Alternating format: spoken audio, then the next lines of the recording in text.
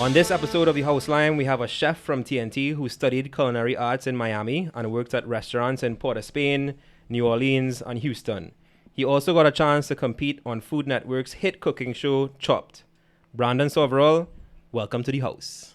Thanks for having me, guys. Good to have you here. Yeah, thanks for having me. Yeah, bro. So, maybe let's just kind of jump into the Chopped thing one time. So, how does a Trini end up on Chopped? It's funny enough, and I know some people kind of bash the whole social media thing, but it's from Instagram. Oh, What? Yeah. Yeah. I was working at a restaurant, and, we were like doing some food and stuff, and I was now getting into the Instagram and the hashtagging, right. and I did like a bunch of different hashtags, and someone just responded to me, "Hey, I'm casting for the next season of Chopped. I'd like to, if you're interested, please reach out to this email." So I'm thinking, well, this ought to be some kind of scam or something. Yeah, But I bogus. emailed to them, and then they responded with like a very official email address. Right. And then before I knew it, they were sending me like the application forms, and then had a Skype interview, and then that was it. So wait. So you shared something on Instagram, what did you share? It was a picture of a dish. I can't remember what it was. It was like just a picture of a dish that we had as a special in your restaurant. It had like hashtag like chefs of Instagram or foods of Houston or something like that. And then someone just kind of responded to me, and that was it. So they actually reached out to you. Yeah. They reached out to you. Yeah. Okay. So I think Food Network and all these other people have like digital people who scan social media to look for content, and I think that was Right. part of the Okay. process. So you still had to go through like a application process. Oh yeah, it's a whole. And what was that like? It was kind of like your name, where you're from, your passion. Okay. Kind of like a little bio page. Yeah. And then they wanted you to record like a little 5-minute clip. I guess they wanted to hear how you sound and look and everything. And then after that was a Skype interview to basically talk about the same things in your application. And then they want to see if you have like any energy and what's your personality, because it's TV as well, so they want to make sure you're looking good on TV. Yeah, that you're TV presentable. Yeah. And you have a little bit of energy, and you could, you're not too shy away from the camera, that kind of thing. All right, and cool. then and that was it. So so after applying, how long was it before you knew, okay, I'm gonna be on the show? And from when you're on the show, like how much time was it? Like lead time? Like did you have time to prepare or come up with any kind of strategy? Were you familiar with the show? Like how did that go? It was about a 3 to 5 month lead time. Okay. Only because they had me set for, they said, okay, well, you're going to be in New York on this day. And then like a month later, they reached out to me and said, actually, we're going to change up your episode. We're not going to be airing on that day anymore. You're actually going to change it to this day. And they kind of pushed it like another month and a half out. And then that was it. Okay. So did you have like a strategy going on the show? Were you like looking at all episodes to see, okay, if I'm on and this comes, this is what I'm gonna do? Maybe for people who are not familiar with Chop, maybe talk about like how the show is set up. Okay. Like how does it work? All right, so the premise of the show is 4 chefs are given mystery ingredient baskets. So basically you walk up to your cutting board and your station, Yeah. and they present a basket in front of you. And there's 3 categories: the appetizer round, the main course round, and the dessert round. So when the host says go, you have to open your basket and create a dish of that category with whatever ingredients is in your basket. Now, they have a basic pantry, meaning they have like flour and salt and sugar and all these other basic spices like curry and garlic powder.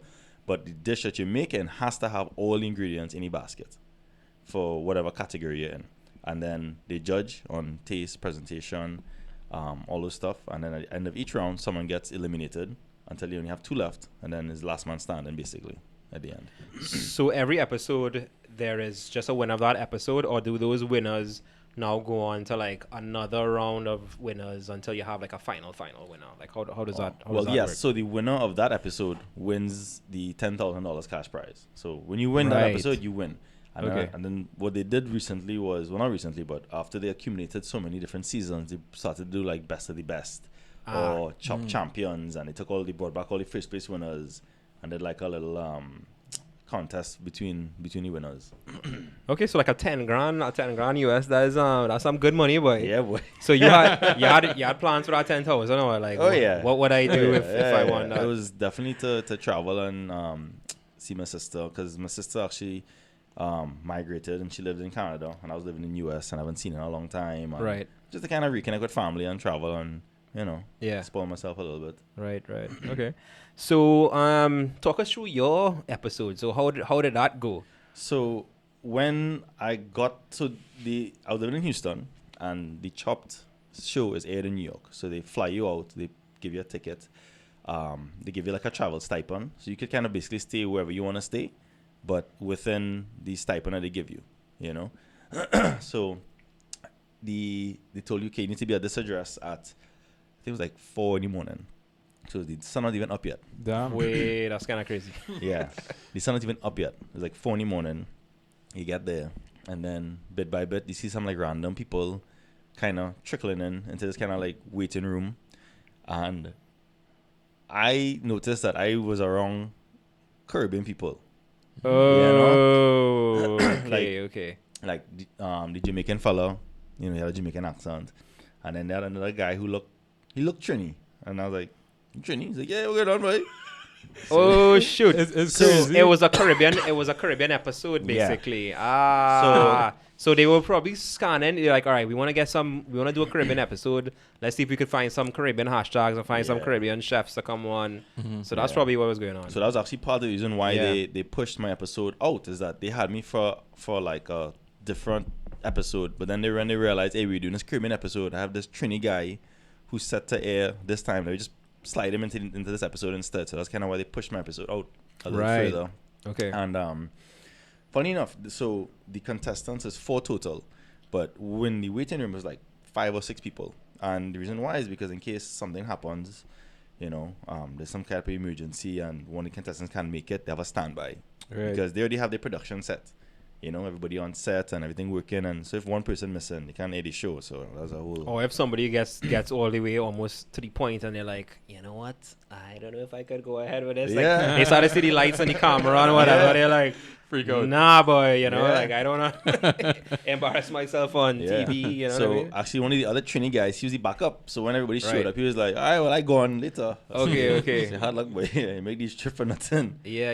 But, So the whole episode is like shot in one day, or Oh it's yeah, it's over? one day. Yeah? It's a I think on air it's like a 30-minute show, but it took us like almost all day. Right.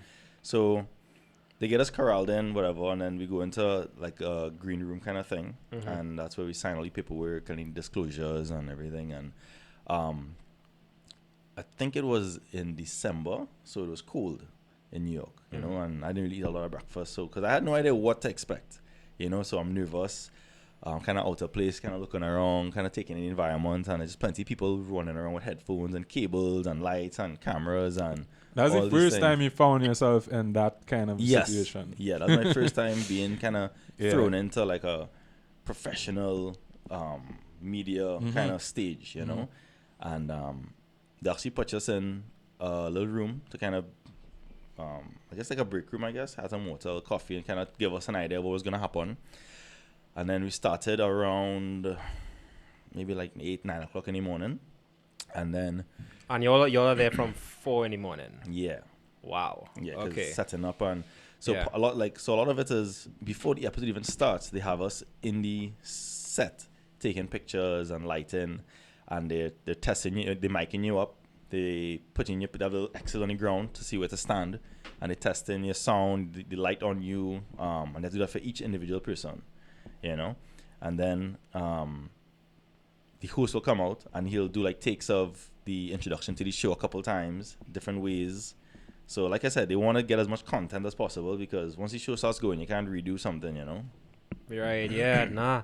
I mean, like I've worked in advertising for quite a few years, and I've been on like sets for like TV, like TV commercials, and it's the same thing. Sometimes it takes like Yeah. forever for just to like film one scene, and it's kind of start and stop. And I have been like an extra in a TV commercial before, and I find it's like real frustrating. Yeah. Like it gets to me. So to be from there from like 4 in the morning and go through that whole day and then have to perform and, Exactly. and And actually compete. cook and Yeah. then compete, that's like Real pressure. next level. So I don't know. How did yours go? The first round was definitely the hardest because I'm Yeah. nervous. I didn't know what to expect. The first round was which that was the appetizer. Yeah, the appetizer round. Right, I didn't okay. know what to expect because, like I said, all these cameras and people are on you. They're all looking at you. You have like backup people in the back holding wires, and there's like people with GoPros and cameras just kind of all in your face, trying to get on every kind of angle, and you trying to focus on okay. And people think that is like as a fake thing, you know, but it's real. Like you have no idea what's in the basket. Like I had no clue what it is, you know. But as soon as he says go, is you have to go. Right. It's kind of go time, you know. So what did you get? Trying to remember. Oh, it was shrimp, and then it was mango, shrimp, mango, and there's something else in the basket. For an appetizer. So you remember what you tried to make for the appetizer? Yeah, when I saw shrimp, I thought something quick, something that'll taste good. Kind of went back to my roots in terms of like how to compose a dish, you know, Right. texture, flavor, presentation, and I just had to make like a popcorn shrimp, like a fried shrimp kind of scenes, but. The batter I used, I wanted to do Caribbean style, so I put like curry powder and a little garlic and kind of season it up a little bit. And then, That sounds good. That Yeah. sounds good. Yeah. yeah, and then, you know, the nerves gets to you because you're overthinking a lot. You keep thinking, am I doing the right thing? Or should I do this? Should I do that? And how much time did you have to do that? Like 20 minutes or Okay. 15 minutes, I think. Right. You know, and the time goes quick because by the time you have to like get a pot of water on or get a pan hot or cut this up or cut a vegetable up or whatever, you turn around and half your time gone already. Yeah. Wait. So how far did you get? Which up to which round? So I reached all the way up to the dessert round.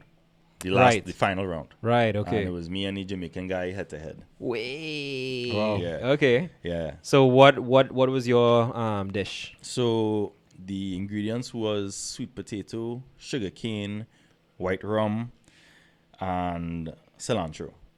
Okay. Right. And I ended up making like a sweet potato panna cotta, which is like a cold, kind of like a jello kind of thing, like a cold dessert set in a bowl with like a little drink from sugar cane and some cilantro and that kind of stuff. I mean, it's song in real Caribbean. Yeah. Yeah. And then what did he come with?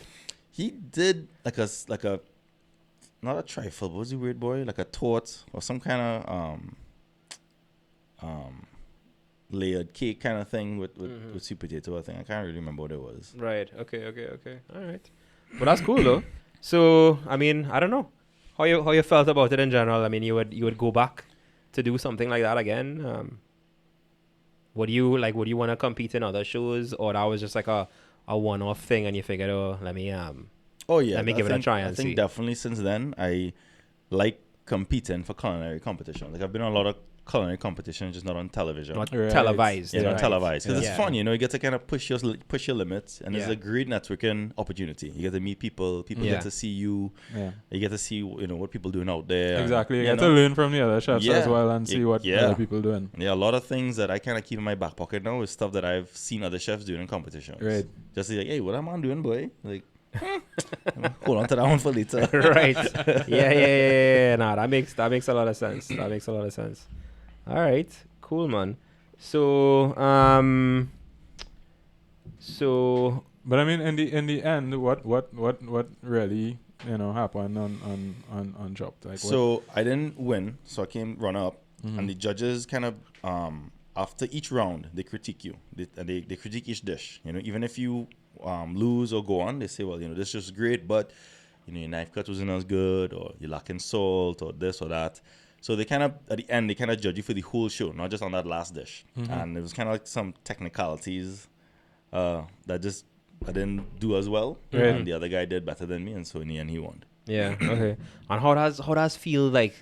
I almost feel like you're being like it's like a primary school thing, or you know, you're in front of Yeah, the teachers, you know, and you have judges, and you have these it's 3 judges. Yeah.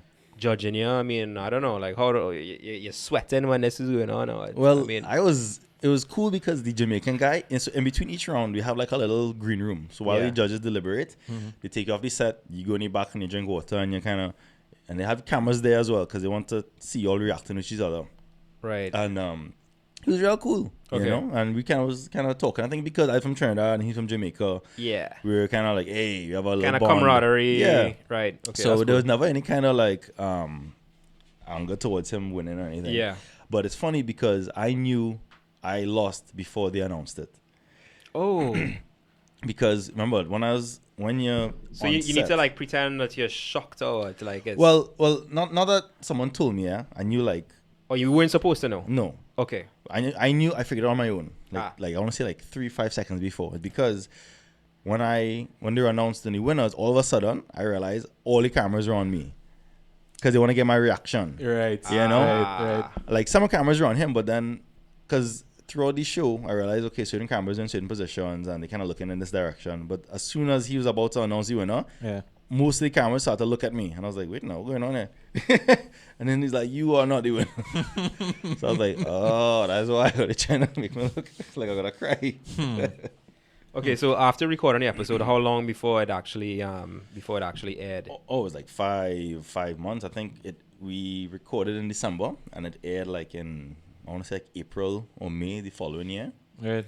And then within that time, you have to sign a non-disclosure. You can't mention anything. You can't say anything to reveal the episode, what the episode was about, who's on the episode, the outcome of the episode, kind of stuff. So when people in Trinidad heard about it, it was long after everything. Yeah, so it's only up until I think when they started previewing the trailers for the show. Right. Someone reached out to me and said, "Hey, by the way, your episode's gonna air on this date, and you're now allowed to talk about it and promote it." And they give you like some pictures and some media that you can post on your own social media to kind of promote the episode and tell people about it. Yeah. Yeah, well that's cool, man. That's a cool experience. So like when it aired, did you had like did you have like a viewing party Yeah. or a viewing party or something like that? Friends back home checking it out. Yeah, so the restaurant I was working at the time, we hosted like a little viewing party, and of course all the trainees that I'm close with in Houston kind of came and supported. Oh, you were in Houston at the time Yeah. when it aired, right? Yeah, Okay. no, I already knew the outcome, man. And Yeah, of course. nobody else knew. Yeah. So everybody was like, "Wait, is he doing a viewing party? You must have win, boy." I was like, yeah. So I mean, Chop shows on cable TV in Trinidad, right? So I mean, how many people saw your episode? Like when you come back home, like A lot. are some people like, bro, I saw you on Chop? Yeah, boy," a lot. you know? And I was a little disappointed in myself because I didn't win. But it's Yeah, only but after I I mean- came home, a lot of people was like, "Hey, boy, you're big up Trinidad, and you're putting all Trinidad on the map." So Yeah. it made me feel really good and proud to be a Trini. Yeah. And people started messaging me like on Facebook and Instagram, like, "Hey, I saw you on Chop. I think you did a great People job." you know, or No, people it's you don't- random, just random people. That's cool, man. And Yeah. so it was really cool to do that. And they actually re-air the episode sometimes. So random times people just message me and say, "Hey, I saw you on Chopped," and I was like, "Okay, cool." Yeah. Oh, so that's another question that I didn't even think about before. So do you get paid to be on the show to No. appearance? You don't. No. Okay, No. okay. No. So it's not like an episode of like Friends where all them men still making money every time the episode airs. That Yeah. you make $1 or Yeah. whatever. So But nothing. But in the end, I got an experience. And remember, like I said, they You gave get us- good exposure as well. Yeah, right? yeah, yeah, huge yeah. exposure. But remember, like I said, they gave us like a travel stipend. I think it was like $200 US for the time that we're there. Yeah. And I had a cousin or a friend over in New York at the time, so I just said, "Hey, let me just crash on your couch for 2 days now." Yeah. So and they pay for your flight, so I kind of use that $200 to Right. walk around the city and Lime and Yeah. So Yeah. in the end, I think it was a great experience for me. Yeah, I mean, you get a free trip out Yeah, of a it. free trip. You get experience, you Yeah. get some exposure, and you get a little exposure over there and back home in Trinidad. Yeah. So that's pretty cool. So let's kind of wheel back a little bit. So why did you want to become a chef in the first place? Like when did that start? So, like I mentioned earlier, I went to Fatima, and when I was in school, I was kind of studying to do engineering. My dad's an engineer, and then my mom's side of the family is into like structural design and that kind of stuff, and I was really interested in sciences. At the end of the day, it was mostly like sciences. You kind of really had my interest, And in the line of friends I grew up with, we used to cook a lot. So we weren't any strangers to being around a stove or a kitchen and, cooking for people. This is like your Fatima days you was cooking? Yeah, Fatima days. Serious, okay. Yeah, just like, you're going on the islands or people, Right, yeah. or like late night after going nuts or something, somebody want to bubble a little pot, And so it was like a little fun thing for me, like a hobby.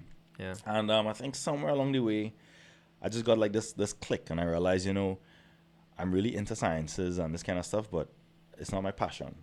It's something that I can do, and I could probably be good at it, but I wouldn't be happy doing it. So what made you passionate about cooking? Is it the reaction when people, you say you cook down the islands or something, people tasting your food and like, bro, Yeah. I think tasting real good, boy. You should do this for a living. Like, is that how it went, or? It's definitely part of it. I think Yeah. it's the human interaction, because I have big families, a lot of cousins on both sides, my mom's side and my dad's side, and it's always around food. Any kind of big holiday or birthday or any kind of celebration, all the family coming over, and it's just plenty of food. So to me, food always had this connection with being around people and a good experience, and I just wanted to be able to emulate that every day. Wow. And, Yeah. and get paid for it. Yeah, but Yeah. Is anybody in your family like big into cooking? Like, you have any uncle as like the man as Yeah, my aunt actually had a restaurant called The Veranda right there in Oh, okay, Woodbrook. yeah. And before I even got into cooking, I used to spend days in her restaurant just kind of looking around, and she had me peeling carrots and that kind of stuff. So I was kind of always around that environment. So when did you make the switch from Well, it was kind of, I want to say late in my... like later on in Fatima? Yeah, late. So like already I was already like in Form 4, Form 5. Right. And when I told my parents that I want to do cooking, they Yeah. were like, what? It's like, boy, what wrong with you, boy? Yeah. Engineering is where the money is. Yeah, all my uncles were like, what? But, but my parents are very, very supportive of what I want to do. Right. That's awesome. And they said, okay, well, here what? Instead of us kind of pushing you into this thing that you want to do, let's try it out. See if you like it a little bit. And that's when I enrolled in hotel school in TTHTI after CXC. That's Trinidad. Yeah, in Trinidad. Chaguaramas, In right? Chaguaramas, Ah, yeah. okay. So you tried it out there first before. Yeah, Okay. they had like an associate's degree in hospitality or culinary arts, whatever. And, Yeah. I got my little knife bag and my jacket and my hat, and I go into All right. culinary school, Yeah. So that was my first experience in culinary school. And how did that go? It was great. It Yeah. was really great. I think I was really lucky because the year that I was there, I had some really good lecturers that not only, I guess, taught us, but they kind of showed us how demanding and hard the industry could be, but showed us how much it can pay off if you kind of put your mind to it. Because I think at the end of that year, there were a lot of people that dropped out, because when they realized, wait now, I had to work on weekends, Friday nights, and Sunday mornings, and Mother's Day, and Christmas, and Valentine's Day. Like, no, I ain't doing that. That's the thing, though. You're working on weekends, on all those days for real. Yeah. I mean, I would imagine it would be sort of taxing on a relationship, Oh, yeah. unless your significant other is also working some job Yeah. where it's similar kind of hours. So from hotel school, how did you end up going to Miami? So the school had like an affiliation with like different universities, I guess, in the US. And the school I went to was Johnson & Wales, which is a fairly good cooking school in the US, and they had different campuses. So I was able to kind of transfer a lot of my credits to that school. So what a 4-year program took me, it took me like almost 3 years. 'Cause I took a lot of my credits that I did in Trinidad Oh, and got my classes transferred into the US program. cool. It's cool that they could actually do that and Yeah. transfer. So I was you able got it. to do a bachelor's in less than 4 years, which was really good. And myself and 3 other trainees who I went to school in TTHTI also went up to that same school, and we all lived together. So instead of living on dorms, we kind of lived in an apartment, 4 trainees going to school at the same time. So it was fun, I didn't feel homesick all the time, Yeah. so it was good. So like all of y'all kind of decided that y'all would go to that particular school. Like how you chose. I think coming down to the end of our time at TTHCI, we all kind of go, what's the next step? What do we all want to do? And we're already kind of very tight-knit group. Yeah. And we decided, well, our families knew each other from being in school for so long. And they said, well, if you guys want to go to school and you're serious about it, we look into it, and then we could probably have that conversation about if you guys want to live together and do all that kind of stuff, Yeah. So. But what, like that school was the school kind of thing is what I mean. Yes, I think one of the top culinary schools in the US is called the CIA, which is the Culinary Institute of America. CIA. And That was an unfortunate name, though. But it kind of have like this prestigious status. You're like, oh yeah, I went to the CIA. Right, Right. right. And I think Johnson and Wales is pretty much very close right behind it. Yeah, And, yeah. But the CIA was in New York, Mm-hmm. Hyde Park, and Johnson and Wales has campuses all over the U.S. And Mm-hmm. we chose the Miami campus because there's a one flight from home. There are plenty of Trinis. It's warm weather. So, and it's kind of have like a Caribbean vibe too, so you won't feel kind of out of place too quickly. So we decided on going there. Yeah, cool, man. So tell me something, because like I'm seeing, you know, is it Chopped that has like the kids edition where they have these young kids on TV? Is it Chopped, or is it another cooking show? It was Master Chef, I think. I think maybe it's like MasterChef. Master Chef. Yeah, and there's Master like Chef Junior. There's like a kids edition, you know. So like some of these kids, when I see what they're cooking some like real amazing dishes.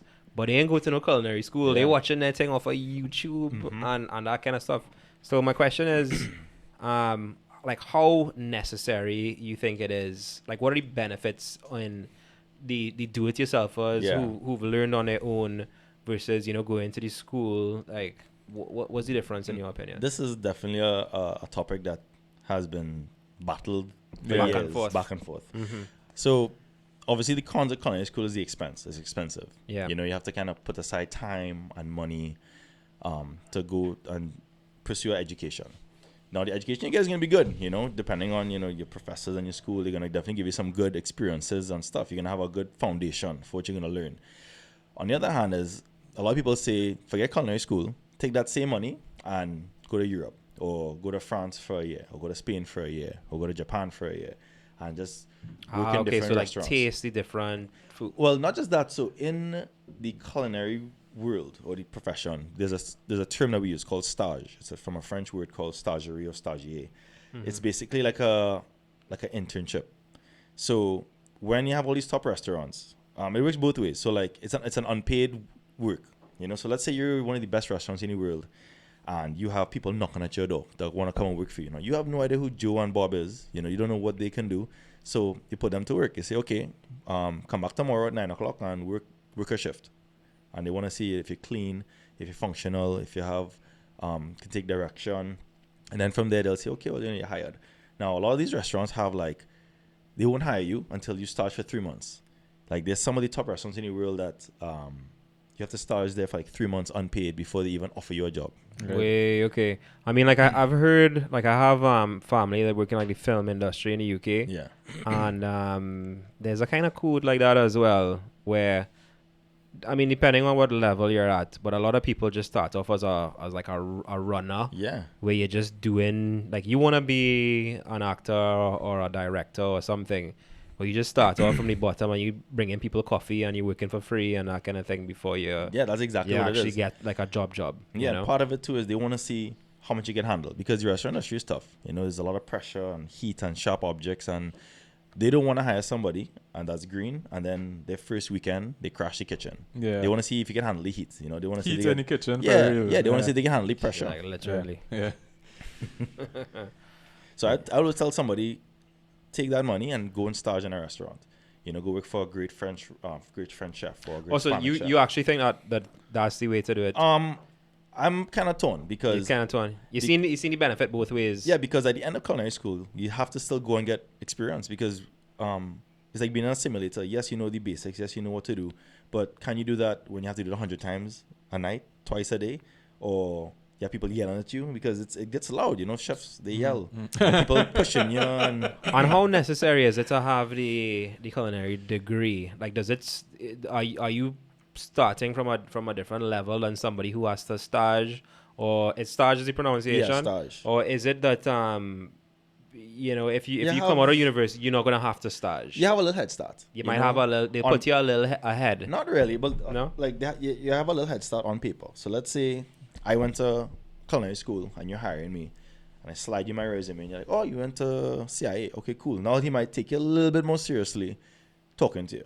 Right. Now, if I was someone who didn't go to culinary school, but I have 4 years experience working at some really good restaurants, you know, that alone is your resume. You say, oh, wow, you work for this chef. Oh, you work for, okay, cool. And then he'll take you a little bit more seriously too. So it kind of differs. Now, what I've seen personally is I've worked for chefs who have done that, who have not gone to culinary school and have gone to different restaurants to work and have years of experience working in different restaurants, and they're great chefs. You know, they have great ideas. They know how to work very well in the kitchen. But some things that they lack is like the terminologies that you will learn in culinary school, or some of the very technical stuff. Yeah. You know, I mean, Dex is kind of like, is it kind of like music, and that, you know, there's some people who are self-taught and they can play the guitar, but they can't read music. And that kind of thing, you know? Absolutely. I was thinking exactly that when you were saying all that, you know, because some people learn instruments on their own, you know, but then when they go to play music with people who know a little bit better, they can't communicate, you know, and it's a problem. Yeah. So it's kind of tricky. I don't know. So it really depends on what that person wants to do. You know, if you want to go to culinary school and take that route, then cool. But there's nothing wrong with not going to culinary school at the same time. Yeah. You know.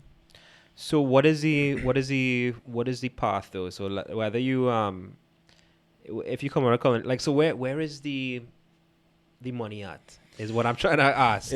Because it sounds like you're really, unless you own your own restaurant, it sounds like what you're saying is that you're putting in the years, and it sounds like years before you can work up to a top level chef where you are running the show. Yeah.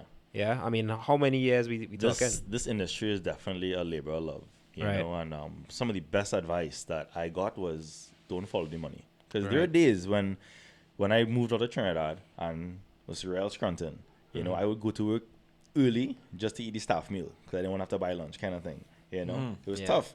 And I want to say, personally, for me, I didn't really see any type of like monetary gain that was worth the hours I was putting in until like, I want to say much later in my career, until I was not a basic line cook anymore. And I had more like managerial chef status kind of thing.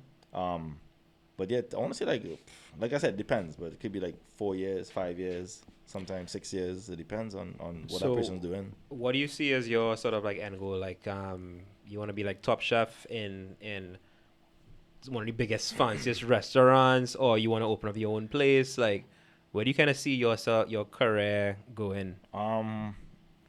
It's definitely changed recently. Yeah. You know, now that my son was born. The monetary security is definitely important.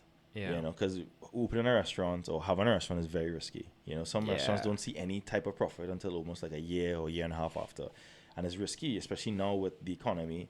You could be the best restaurant one month, and then in 6 months you get a bad review for somebody on Yelp and nobody showing up anymore when your restaurant closed. Way.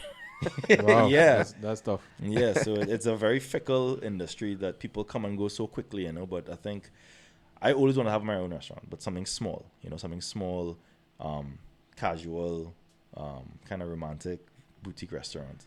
So, where are you in Houston right now? What restaurant? I work for a restaurant called Willie G's. It's a restaurant that's part of the Landry's group of companies. So Landry's, I want to say, is probably one of the biggest restaurant groups in America. Right. So it's like huge chains. Yeah. Mm-hmm. But my restaurant, it's not really a chain. It's kind of fine dining, but the group itself has multiple other restaurants that have chains and stuff like that. So they basically perfected this. Yeah. I want to say that the company I'm with now, they have figured out to just turn a key and open a restaurant. Yeah. And just multiply them. Yeah. You know, and that's another thing they don't really teach you in culinary school. They teach you how to cook and how to cook in a restaurant and cook pretty food and make it taste delicious, but they don't teach you how to keep the doors open. You know, there's a lot of financial... You mean like the whole business, whole business side of it? Oh, yeah. There's so much business involved in restaurants. It'll make your head explode. Like, at one point, I was doing more paperwork and office work than actually in the kitchen. Wow. Okay. Yeah. Yeah. That's mad. Then you'll be questioned, like, why am I doing this? Yeah. I feel like a I could have been an engineer if I knew I'd be working on so much paper. So what about any like celebrity guests or anything that you've ever kind of cooked for?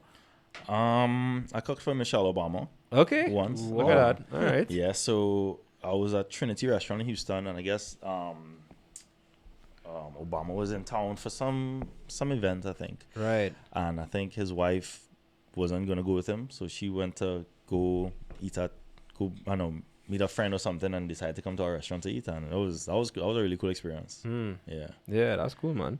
So do you bring like some sort of Trini flavor to what you do, or is there like a Trini influence or like how do you approach food?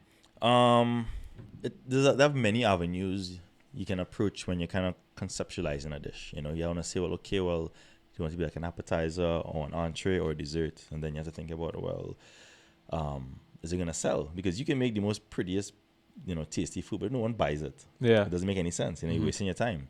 And the market in Houston is kind of one-sided sometimes. People kind of like what they like, and that's it. It's very hard to change their mind. And Right. if you give them too much curry or too much of this or too much of that, they might like, what's that, boy? Like curry ice cream? No, get away from me. Can't be too experimental. Yeah. So my Yeah. my spin on it is kind of just, I guess, using spices and herbs and maybe the technique I used to make it. So I might take a dish that they might think, okay, cool, that's shepherd's pie, but I might make like a stew beef shepherd's pie instead or something, and kind of put my little touch on it. They'll touch on it. Yeah, that sounds good, man. Okay, what about when it comes to like kitchen tools and that kind of thing? Yeah. What do you see? Because there's so many freaking gadgets and stuff out there.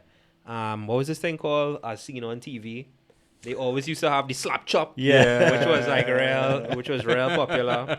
There's so many different kitchen gadgets. So what is good and what is just crap? Stay away from. Like, what would you say are the must-haves, and what are the things that you should just forget about that? That's just total crap. If anybody wants to take their home cooking somewhat seriously, start off with a good knife. Just have a good, well-made chef's knife and keep it sharp.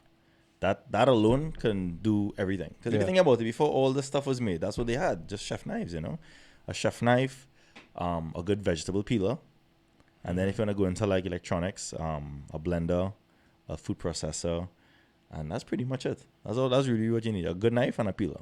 Yeah. A good knife, a peeler, a blender, and a food processor. And a food processor when you start to go a little bit more. Yeah, when you want to take, when you venture into like little pastries and stuff, you can get like a stand mixer or something. But I mean, that's basically what you need. What about pots and pans and stuff like that? That's a good one. Yeah, that's good. I like for pans. I like not really stainless steel. I like, what's the word? Cast iron. Cast iron pans are really good because they hold heat and they have even heat, Right. and they last forever. Yeah. As far as like pots and pans go, I mean, any kind of pot doesn't really make a difference, but the saute pans is kind of where you want to spend your money in. Mm-hmm. Yeah. Cool, man. And what would you say is your favorite ingredient to cook with? So I'll tell you. So for like me, it's kind of boring, but I just start everything. I think it's a Trini thing with garlic and onion in some oil, and when not frying, I find it just smell good. Yeah. And I just add chicken to that and beef, but everything is that. Yeah. So for me, it's like garlic and onion. I know it's kind of boring, but like. So in cooking terminology, there's a term called Mirepoix. So Mirepoix is onions, carrots, and celery. So in the basics of cooking, when you're making any kind of sauce or soup or dish and it says Mirepoix, that's like the backbone of your dish. That's like where you get most of your aromatics and your flavor from, is your onion, your celery, and your carrots, right?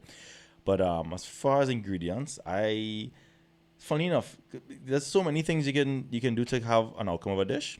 But I like to work with thyme, the herb thyme. I love thyme. I love the smell of thyme. Right. Yeah. It can be used savory and it can be used sweet as well, So. But like, I mean, you've worked in restaurants here in Trinidad and in the States. What is different in terms of like the types of ingredients that you have access to, and how does that affect? That is actually a really cool question, and that's kind of, I don't know, I mentioned that's kind of how I started doing my supper club dinner series. Right. But I don't want to get ahead of myself. But ingredients wise, working in Trinidad was very challenging and almost kind of disappointing for me, because after coming back from culinary school and having kind of more experience and seeing what other people are doing outside the Caribbean, when I came back, there's a handful of chefs that are doing some really cool food and really doing good stuff.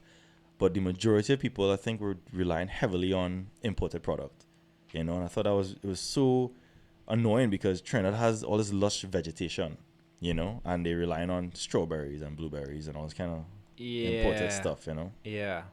And it reached the point where I remember where I was a chef at a restaurant, and it was busy. It was a very busy restaurant, and we were running low on a lot of our produce. And the produce guy told us, yeah, boy, and I went by the port, and the container still lock up. So we mean the container still lock up. I can't get any container, boy. Say, well, so what's going to happen? Well, I don't know. So 2 days later, we open the container, and all the stuff spoiled. Oh, man. Yeah. Rotten. Yeah. You know, money gone on the drain, time wasted. And I'm thinking, like, I don't understand why we have all these items. Dependency on you know, all this foreign produce. But then what happens? What happens in a restaurant when you have something on the menu and you require ingredients to make that and you don't have it? What happens then? You just say you don't. Well, there's a restaurant in Norway called Noma. You know, this guy, and he was actually voted top best restaurant in the world numerous years over. And he had this vision that he's going to basically make food from only ingredients in the region. Like everything. Yeah. Salt, flour, rice, meat, vegetables. You know, and I think that's the discussion that the chef has to have, you know, like how can I make food and showcase where I'm from? You know, like why do I have to make this dish with this ingredients? Like let's take up a little backtrack, you know, like what functionalities does this ingredient really do to this dish? You know, can I use something else, or can I make this ingredient using a different vegetable? You know, I think that was a really cool thing that, you know, I was trying to get into, is how can we make Trini food and do Trini food and Caribbean food, but only using Trini and Caribbean ingredients. Right. Yeah, of course. What I find is kind of promising as well is with the whole sort of hydroponics type of farming. They have a few smaller farmers that are growing all sorts of different things that we didn't have in Trinidad before. Yeah. Like again, local kale now, and a bunch of different things that are grown locally. And I think that's definitely a step in the right direction for us. You know. Oh yeah. Christian Youngsing is one of them. Yeah. Yeah. Like we want to get him on the show as well. I talked to him the other day, but I think he's shy. That's cool that when I was working at Buzo, I actually hit him up, and he was actually giving us a lot of our lettuce and a lot of our mint. All right. Okay. You know? Cool. Yeah. You know him. And he was starting off real smaller. Like I knew him from school days. You know. So when I went to visit his house, and he had his little setup in the back with all these PVC pipes and his tanks and stuff, I said, "Wait, boy, like you wanted something real good." Oh, here, he man. went Fatima too? I don't think so. I think he went CIC. Right. But I'm just liming around. Yeah. But then when I saw, you know, online later on, in a couple of years later, saw his production, what he was doing, I say, wow, boy, this man really doing something good for the country, you know. Yeah, that's cool, man. So what would you say is like your signature dish? Ooh, that's a tough one, boy. Yeah. Yeah, that's a tough one. I don't really have a signature dish. I kind of like to make everything. It kind of depends on what. Okay, well, here's another one. So, you know, when you're in a restaurant, you might be cooking the fancier things or whatever. Yeah. What do you cook for you when you home? When I home? When you home, like, what is your favorite dish to cook at home? You're going to laugh, right? Either for you or your family or whatever. You're going to laugh, you know. I like to make... call me fan rice, you know. Target. Vienna sausage. No. I like to make Creole food, boy. Like stew chicken or a little callaloo or curry. You know, I just started making bus up shot at home. Oh, you making your own bus up shot? Yeah, I just make it, and that is pretty cool. I freeze the dough. So what I do is anytime I'm making a curry, while the pot bubbling, I'll take the dough to defrost and kind of thing, and just make it kind of a quick thing. Right. So look at that. Yeah. Man making his own bus up shot, boy. Plus, I wanna you know, be able to pass that on to my generation later on, you know, because I learn how to make callaloo and stew and curry and that kind of stuff. So when you're doing your traditional Trini dishes, you know, the stew chicken and the curry, do you add some sort of, I don't know, something different it, or you're a purist? Yeah, I keep it normal. Yeah. The callaloo a little different because we don't really have callaloo bush where I'm living, so I kind of have to substitute with spinach or kale, or I tried collard greens a couple of times, but I mean, for the most part, I just keep it simple, you know. And the one ingredient I could never find out of Trinidad is pimento peppers. Wow. Yeah, like those type of peppers is very hard to find.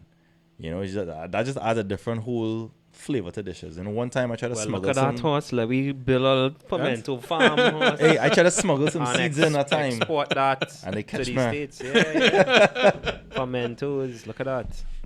Yeah, I mean, pimentos, what I find is weird is every now and then you just get like a real hot one Yeah. inside there, boy, and it's just burn up the whole food. Not all the Yeah. time, but you know, every now and then they have like a little smuggled in there. Yeah. Real hot pimentos. All right. But how do you actually like? Is there a way to kind of work around that? I mean, like I guess you can't really look at a pimento and be like, well, that one gonna be real hot. Yeah. You know? Well, the best way to just cut up a little piece and taste it before you. Yeah. Yeah. Kind of So, sample. Yeah. sample So I a just bit. buy like those Matuks green seasoning Mm-hmm. and just take it back with me. Yeah. So All right. What about stuff like pepper sauce and sauces and stuff like that?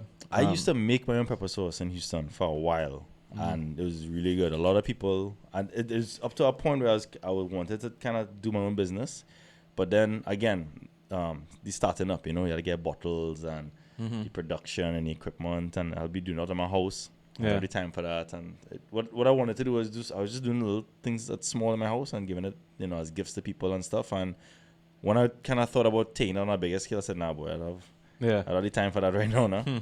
Some people are scaling doing pretty good, boy. Like I mean, look at Logan with the British. British pepper sauce. Yeah, boy. Yeah. I mean, they started off just selling to like friends and family, and then it just kind of grew from there. I think they went into like the little gourmet shops and smaller restaurants, and then one day they in high-low and Yeah. things selling off the shelf. Yeah. And now they I think they're in Barbados now, and Serious? they're trying to move up the islands, you know.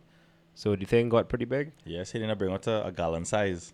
Yeah. I think it's in I think they even have it in Price Price Mart Mart. now. Yeah. Some bigger sizes in Price Mart.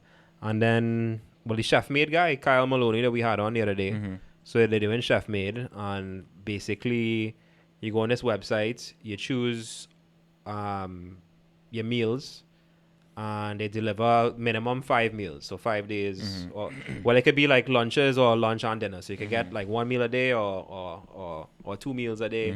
But they send it in bulk, so you get 5 meals at once.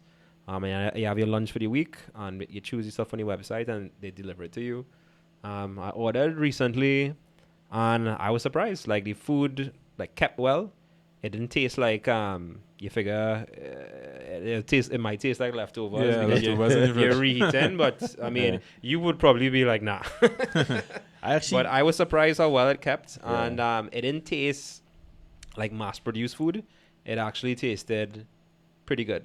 You know, like they in chinks. You know, yeah, that's good, man. so yeah. I think that's a really cool thing, because when I was in Houston, I tried one of those kind of home delivery services, and I was very amazed by it. You know, I was like, You have quite a few in the States, they have huh? quite a few. There's Blue Apron. Yeah, there that's the is- one I tried. Right, okay. And how was that? It was great. You know, Yeah. everything is the packaging is what kind of gets you. You know, everything is like vacuum sealed and ice bags and But with Blue Apron, they just send you the ingredients. Yeah. They send you the ingredients And on a recipe. On a recipe, right? Yeah. Okay. But it's cool because they're Yeah. teaching you kind of how to cook, and the recipe is yours to keep. So let's say one day they give you like some kind of Moroccan lamb shank with this and that and the other, and then like 2 months long, hey, I want to make that, boy. And then You can just, now make it for yourself. Yeah, you just go and buy the ingredients yourself, and then you have the recipe there, and then Yeah. that was it. So That's pretty good, boy. yeah, It's almost like a forced training, you know? yeah. Cool.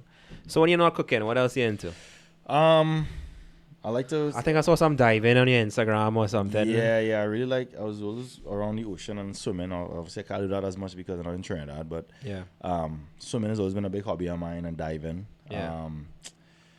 Yoga, running, kind of working. I'm trying to keep myself busy because it'll be funny enough, you know, when you're on your feet for 8 to 10 hours a day, Right. you need some sort of exercise to kind of clear your mind as well, you know, and being outside of a building and 4 walls. So anything outdoors is kind For of real. I tell myself that all the time, but I end up home from a screen to another screen. yeah. but also too, there are days when I'll be totally exhausted and I just want to sit down and play some Call of Duty because my mind is running, you know, on everything. You know, did I place this order? You know, are these people coming tomorrow? Oh, I have this money to plan, and you know, you're thinking of all these different things. And then when I plugged into my video game, I only think about one thing, Yeah. and that's it. Yeah. So it's a good way to kind of relax your mind for me. You know, Yeah. a little break.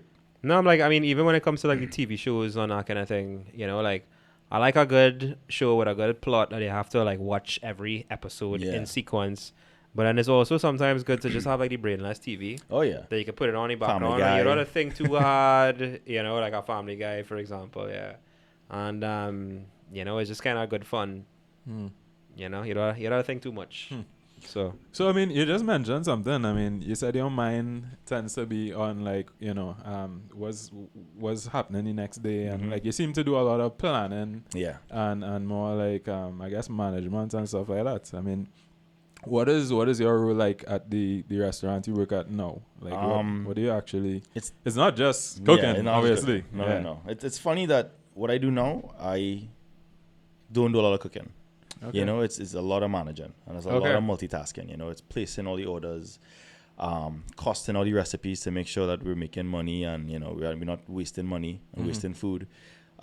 Making sure the kitchen's organized, clean. yeah, but then that's a great experience because now you're getting the business side of it. Now, Oh, like yeah. running. So you basically running the kitchen. Yes, basically running a restaurant. Yes. Right. Okay, nice, man. Yeah, and labor cost is a really big thing. If the restaurant's busy Yeah. for the first 2 hours of lunch, and all of a sudden lunch's not busy anymore because it started raining. You have to make the decision. Well, do I need all these people on the clock right now, or do I need them to do prep, or because that's your labor dollars burning right there. And there's a lot of thinking behind running a restaurant. So that's kind of part of it. Yeah.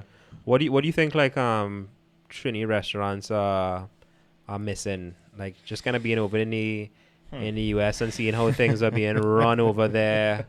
What do you think we missing or lacking down here? Do you think it's like the labor force? Is it like the management? Is it you even spoke about a lot of ingredients we have to import, so then prices are a little bit higher. I mean, food in the States is way cheaper than it is here.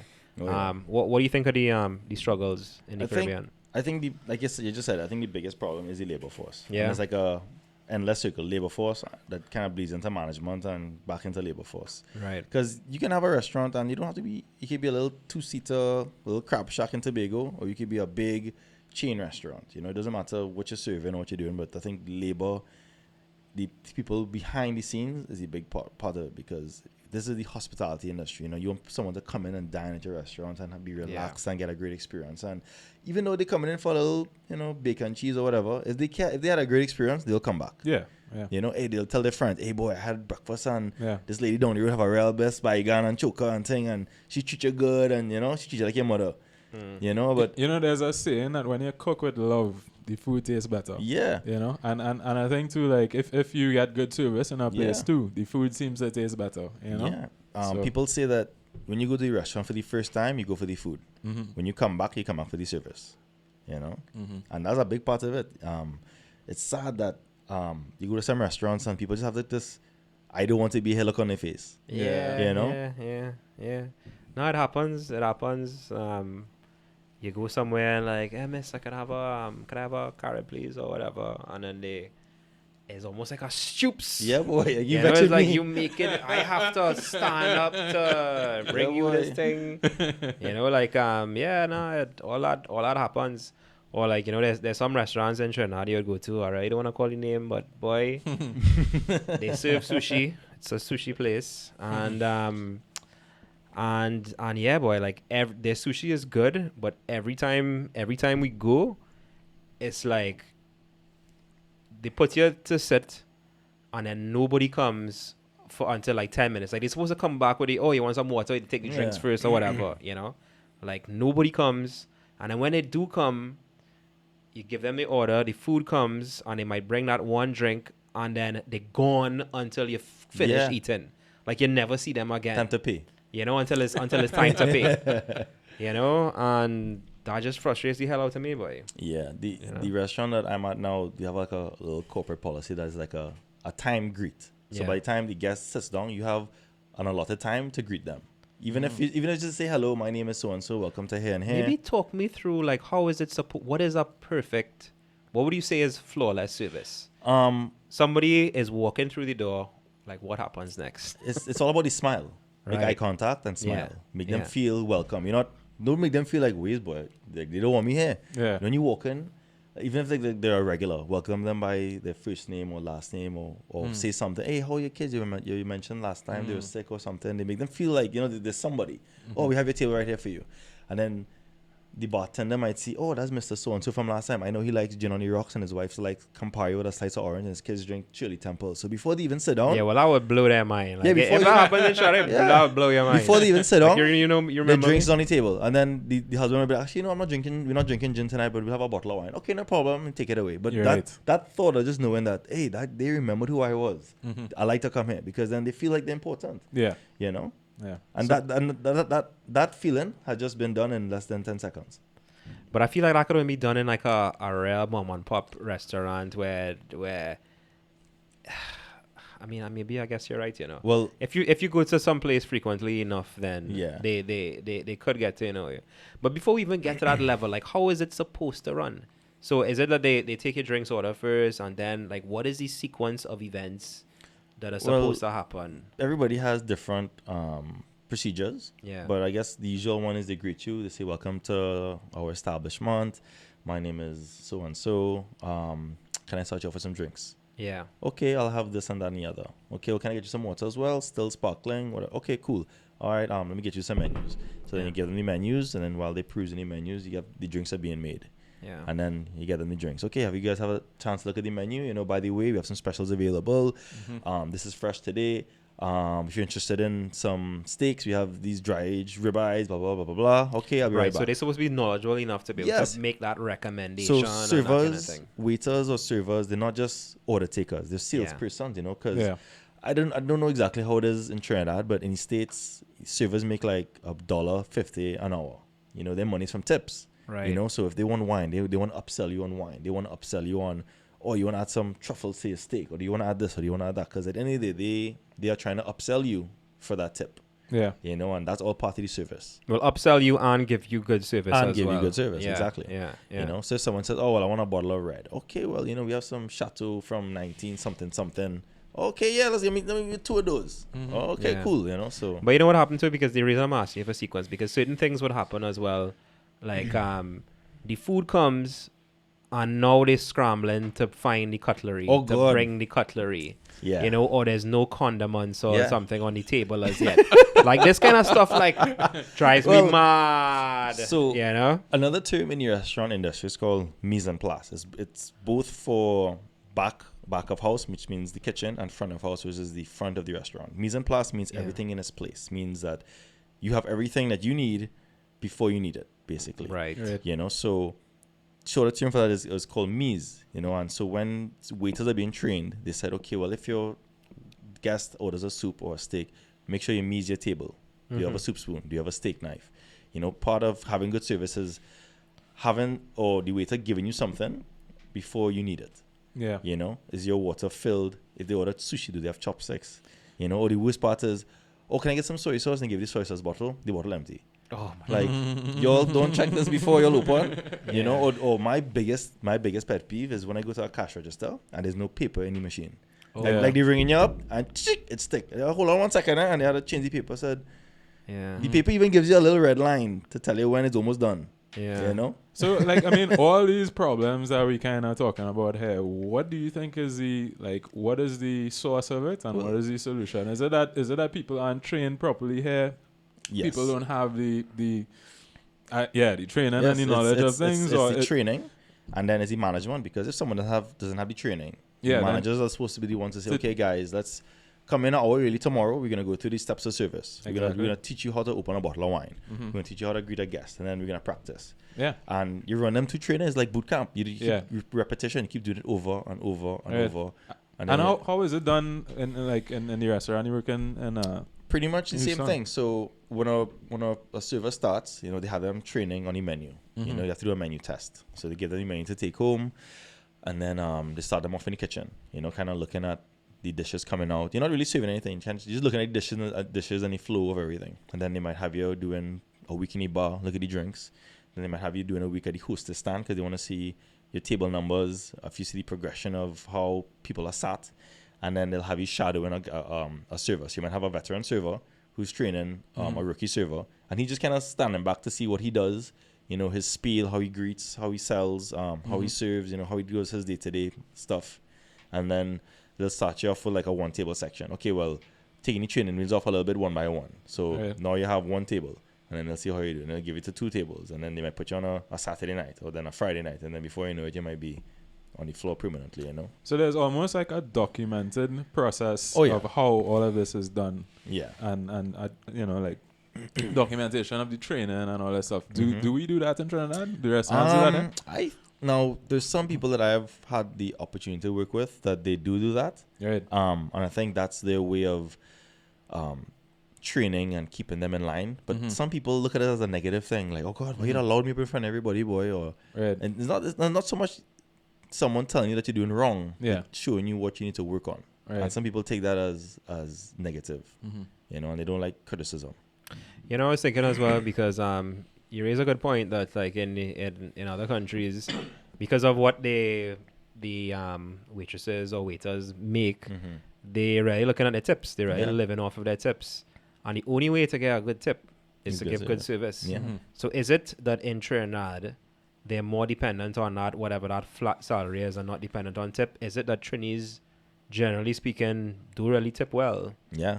You know, is it that is that Yeah. could that be part of it? That's part of it as well, you know, because in their mind, it's like, why am I breaking my back, running up and down to give you good service, and you're not going to take care of me? You ain't gonna tip, yeah. You know, you're the same man that comes in every Friday with your family and your uncle and your auntie, and you yell at me and bawl at me and treat me like sword. So, and then you say, hey, thanks, sir, and then Later. salt. And then later. Salt.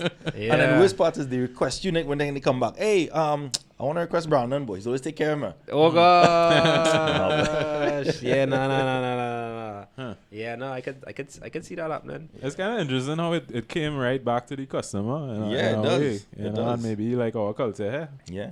Yeah. And there plenty times as a chef, I kind of throw some of my service under the bus, because let's say he's doing an amazing job, you know, great service, the guests love him, and all of a sudden the kitchen gets backed up and the dish is late or the food is late, and then when it goes out, the steak might be overcooked or over seasoned.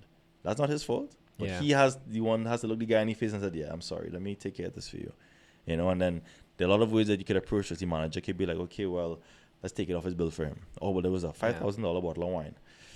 All right, well, I'll take it off the bill. So the waiter might be like, wow, I just lost $5,000 worth of tips because the kitchen messed up. Right. You know? Right. Somebody boy. else Yeah. caused the problem, but Yeah. I'm paying for it. Exactly. Yeah. Or he Yeah, might be sucks. like, wow, I know this experience was terrible. No tip. Zero.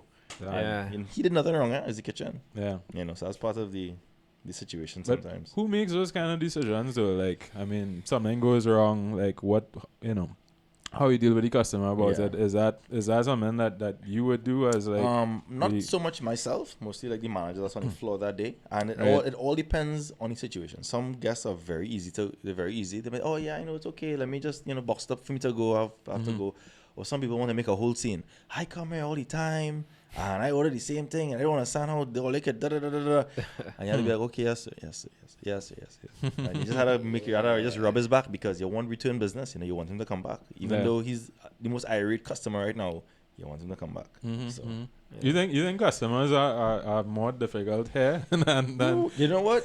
than in the States? You or know is what? it kind of Of recently, I think Trinis are much more easygoing, just Really? because Yeah. it's Trinis. Plenty, You know? plenty more. Plenty more. If you tell them, oh well, I out or something, Because we expect bad service. yes, that's We it. Expectation expect the is low. worst. We Yeah. have low expectation. right? You know, that's what Yeah. I think. You know, my least favorite guests are the ones that kind of come in and they expect and demand something. Yeah. Right. You know, like I have a seafood restaurant, and there are people that come in and saying, well, I'm allergic to all sorts of seafood. Oh gosh. And okay, well, we'll do the best. Of course, we'll do the best to accommodate you. You know, but then you have the guest that says, well, I don't know why you can't make me this. I was like, all right, let me just pull it out of the air and give it to you. You know what happens all the time? Like, let's say I'm going for food with a group of friends, and everybody's having something from the menu, but then one person is like, "Could I get this thing? But instead of the thing, could I have this thing?" As soon as I hear them do that, I'm like, "Boy, your food is gonna be late." Like, do kitchens hate that, or is that supposed to be something that they could easily accommodate? Yeah, I mean, it happens. You know, we're here Yeah. to please the guests, and Yeah. we do our best to. But it's when people try to make the Frankenstein dishes. Right. Well, I want the salmon, but I want the vegetables from the tuna, but season it with the steak spice, and then I want it with these sides and put it on this plate. Yeah. And bring it from the back door. It's almost like they making their own Yeah. dish on your And, menu. and the problem is you'll have that one guest who being fussy and you want to please them, but you do it for them. It's like feeding a stray dog. You do it once and then They keep forever co- on and yeah, on. yeah. I go into this place because they take care of me. Yeah. Or they tolerate me.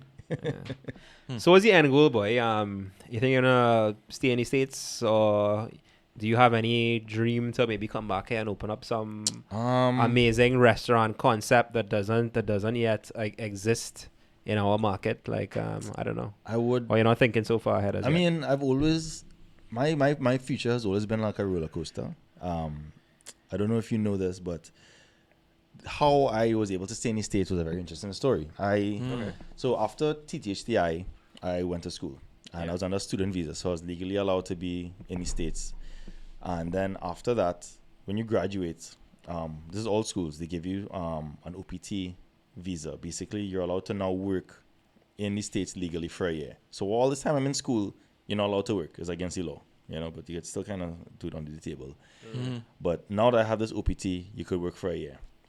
So when that expired, that's when I was in New Orleans. I lived in New Orleans for a year doing my OPT. And then when that expired, I had to move back to Trinidad. So then my whole kind of thought process changed. Like, wow, I have to go back to Trinidad now. After being experienced to all these great restaurants and chefs, I had to go back to this little fishbowl island, So I got back to Trinidad and started working. And that's when that spark kind of hit me to like maybe do like these small chef series dinners, kind of experiment and kind of work on what my voice in the kitchen is. Right. And at one point I wanted to open a restaurant, something very small, small menu, and then do like high-end tasting menu dinners like once a month or once a week or something, and kind of showcase Trini. And that would be, you go to somebody's house, or there would be like a spot? It'll be a spot. It'll be a location. It'll be a location. Yeah, okay.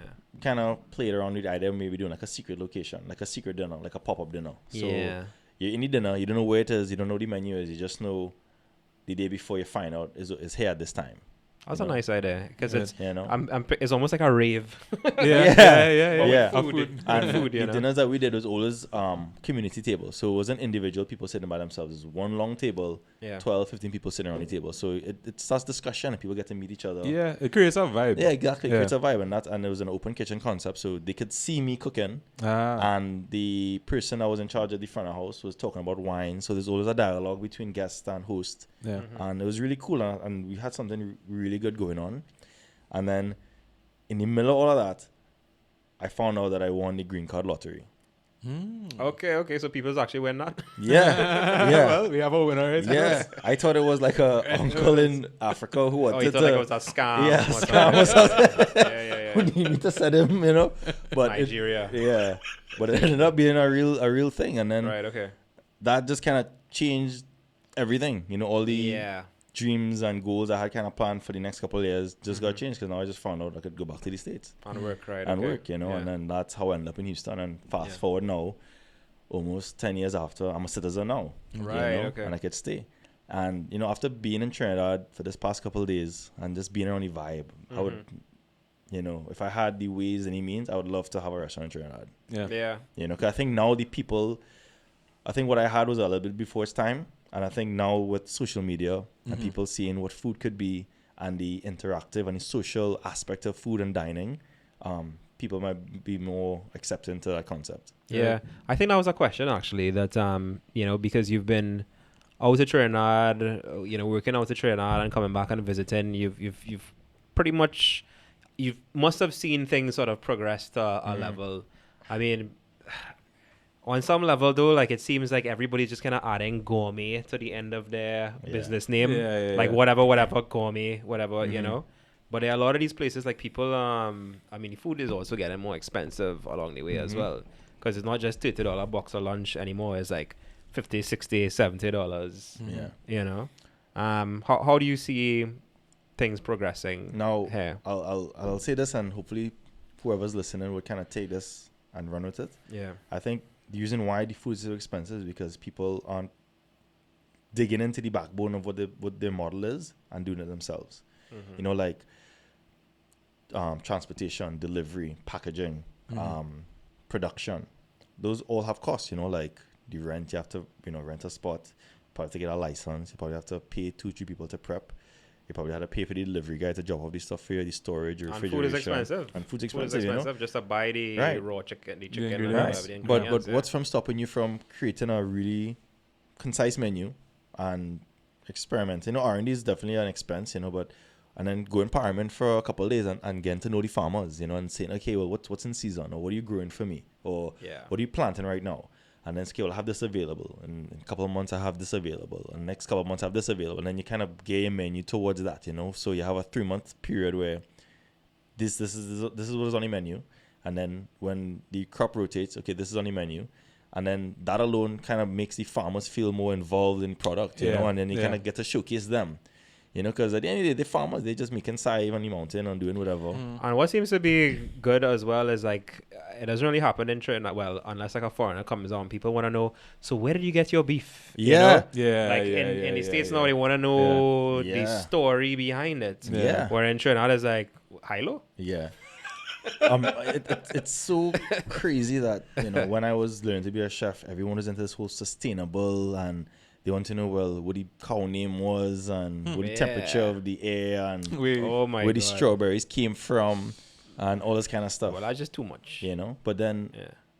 thinking about it, I'm an island boy. I used to go Central Market with my father every Saturday, Right. and you seeing all these farmers just pulling up, and to me, that was what organic produce was. You know, Yeah. everything was mismatched. Nothing was the same size. Right. They probably picked it the night before, you know, and you buy what you need and you cook with it. And I think that's what I think Trinidad is missing. They're not taking advantage of the produce and the agriculture and the fishing in Trinidad. And I actually was talking to somebody last night at a lime.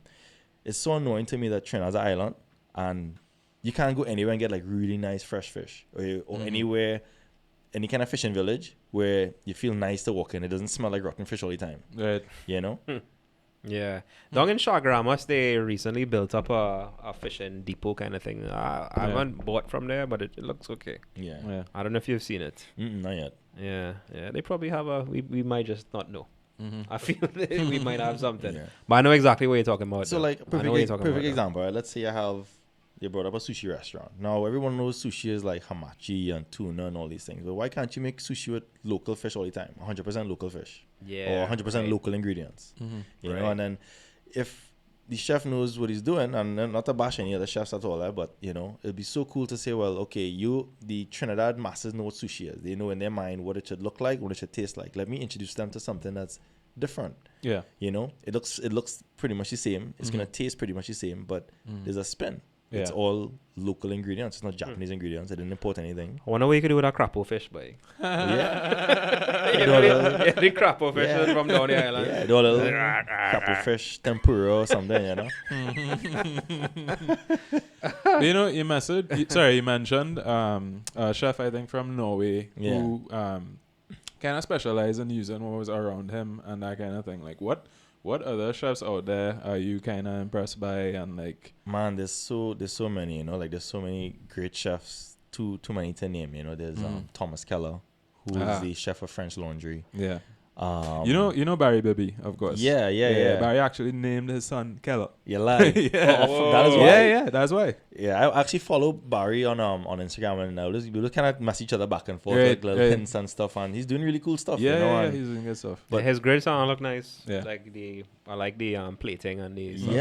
yeah, and I think a lot of when that chef from Norway did came out and did all this stuff, a lot of chefs took off after that. Like Right. there's so many great restaurants like in the west coast of California, or like in New York, or in the south of Texas, and every geographical region is different and has different ingredients and different climates and everything. So those ingredients are very native to that area, Yeah. and those chefs are showcasing. What is it in the area? I think there's a restaurant called Manresa in California.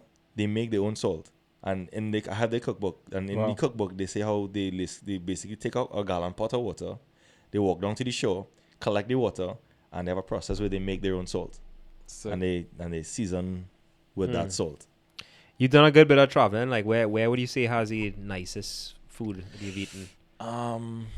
Nicest food, I would say, just for me, was Europe, just because I was Yeah. classically trained, French cooking, and when I got a chance to go to Europe and travel through, I saw like all these farmers who like raising pigs and making sausages or making pates or growing Right. wines. And it was just the process and the science behind it was just very Yeah. interesting.